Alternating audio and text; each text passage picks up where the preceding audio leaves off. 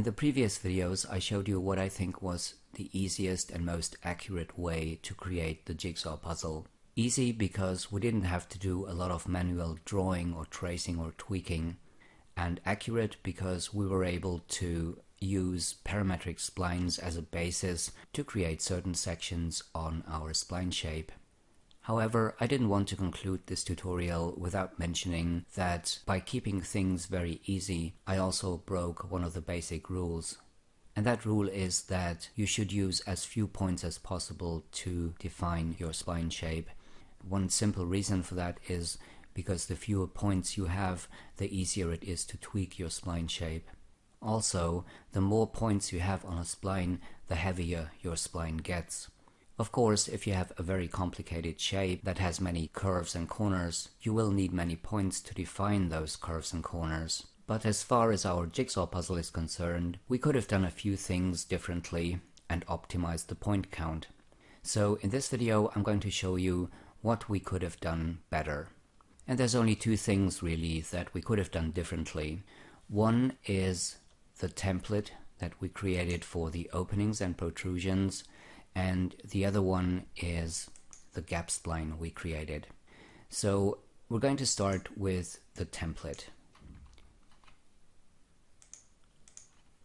I will make this one editable and then go to point mode, and you can see that this spline shape has 7 points.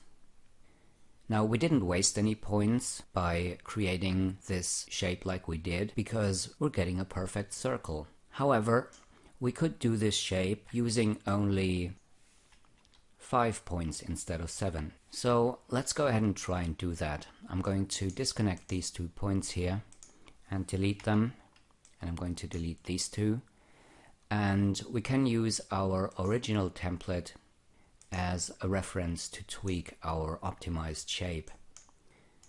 So let's select these 2 points here, and I'm going to use the spline pen tool and switch on lock tangent rotations, and now we can tweak the tangents on these 2 points here. And you will see that we can get very close to the original circle. It's not going to be 100% perfect because we actually do need 3 points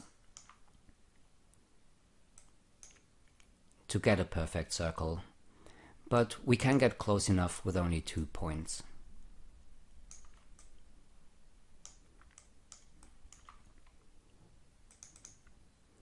So if I make a copy of the optimized version here, and I'm going to rotate it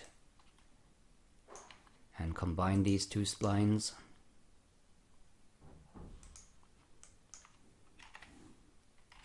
And now let's select these 2 points down here and weld them together. And I'm going to close this spline. And let's put this in an extrude object and render it. And you can see you can't really tell the difference to the original. So we're getting very close to a perfect circle. So this is one thing we could have optimized. The second object we could have done with fewer points is the gap spline.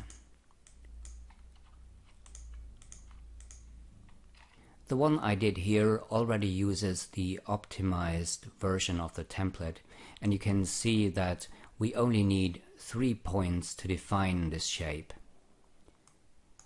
Of course, if we create an outline, we get the problem that we had in the previous videos. We're not getting an even width along the spline length. However, instead of adding an additional anchor point, and by the way, in the original version, we also should have added 1 more point at the tip of this curve to create an even more perfect outline. We can do this shape without adding any extra points. And it will not be completely perfect, but we can get very close to something that looks like the width is even. So what I'm going to do here is I'm going to select these 4 points and then again use the pen tool.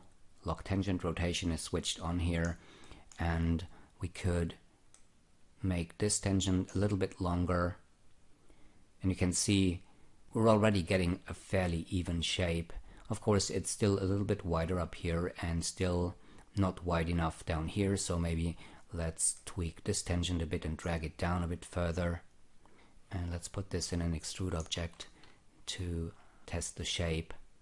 So it's still a bit wide up here, and we could do a little more tweaking. Maybe we could make this tangent a little bit longer, drag this one down a bit further, and maybe let's even change the rotation of this one a little bit.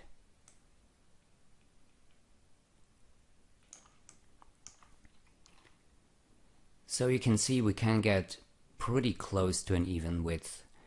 It's not going to be 100% perfect, like I said before, but we can get close enough to create the illusion, and we can save a lot of points.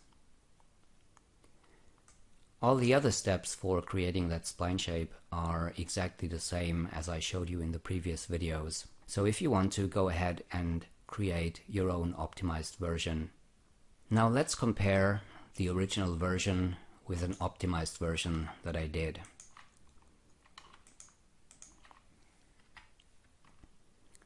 So you can see we have the original on the right side and the optimized version on the left.